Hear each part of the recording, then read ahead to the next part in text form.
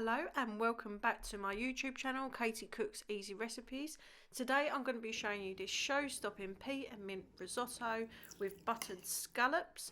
I hope you enjoy it. This is a really lovely dish that's going to really impress whoever you cook it for. Let's get started. The first thing we're going to crack on with is the risotto. So we're going to get a nice knob of butter into a pan and get that heated up.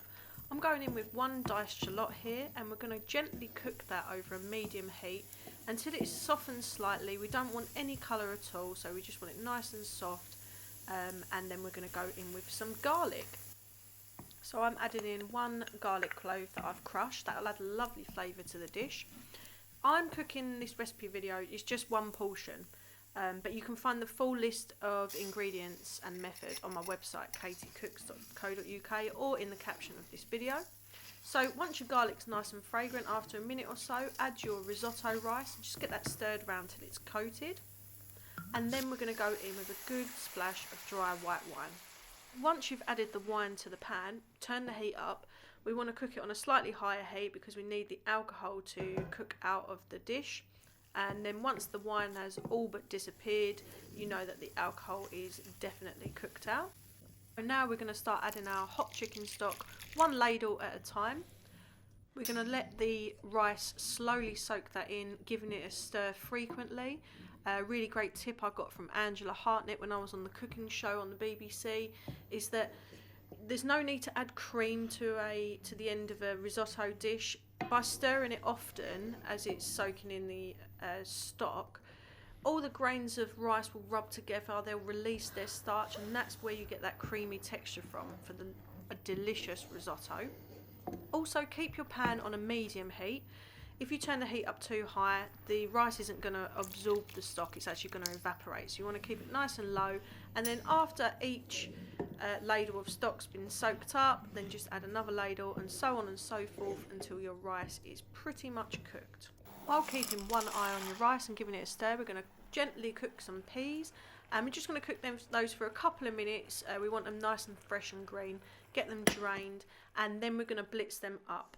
So add pretty much all of your peas, just reserve a tablespoon or two for garnishes at the end of this. So pop them into a pot, and then you want to add some roughly chopped mint,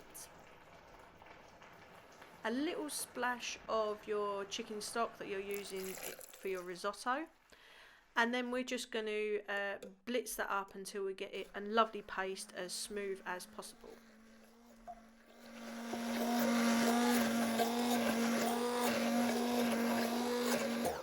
And then when you get it as smooth as you can like this, you've got lovely pea puree. We're just going to keep that to one side, and we're going to add that into our risotto at the end.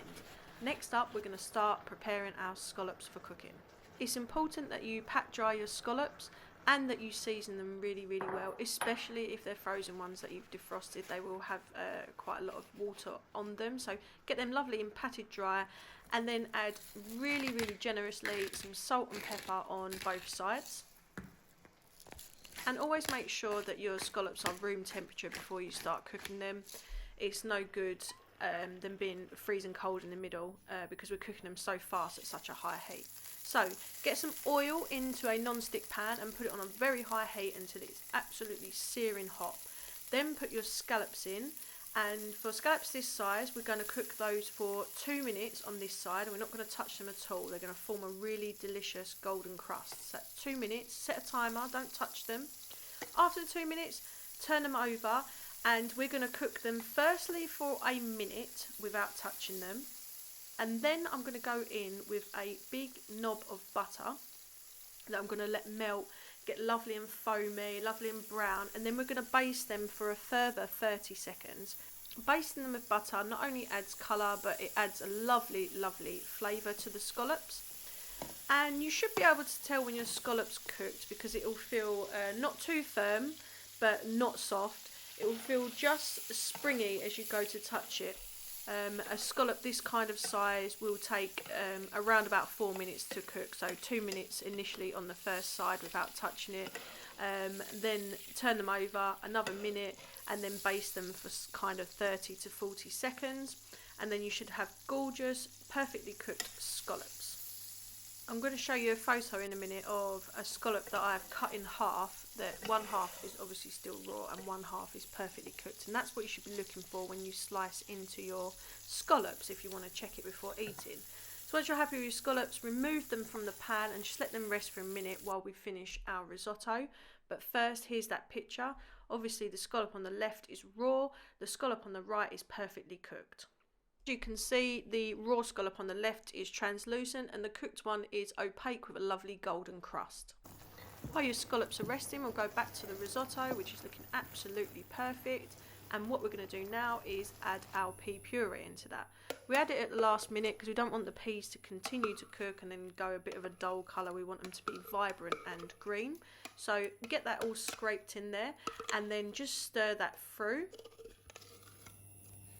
until it looks so fresh and inviting like this. Now it's time for plating up. Great tip, and when you know your risotto's right, is you should be able to pour it onto a plate like this. If you have to spoon it on, then your risotto's a little bit too dry. So we're going to get a nice generous portion of that into a lovely bowl, and then we're going to pop on our lovely golden scallops. And now I'm going to show you how we're going to take this meal from a delicious but basic looking home cooked meal into something that you would pay a considerable amount of money for in a restaurant. I mean, look how much better does that look. So this is what we're going to do just by adding a few garnishes. First of all, we're going to pop on those little peas that we saved from one side, and not only do they look really lovely, they're actually going to add a real pop of fresh flavour as you're eating the meal, and they're actually really delicious. And one of my favourite things to add to a meal to make it look really special is fresh pea shoots.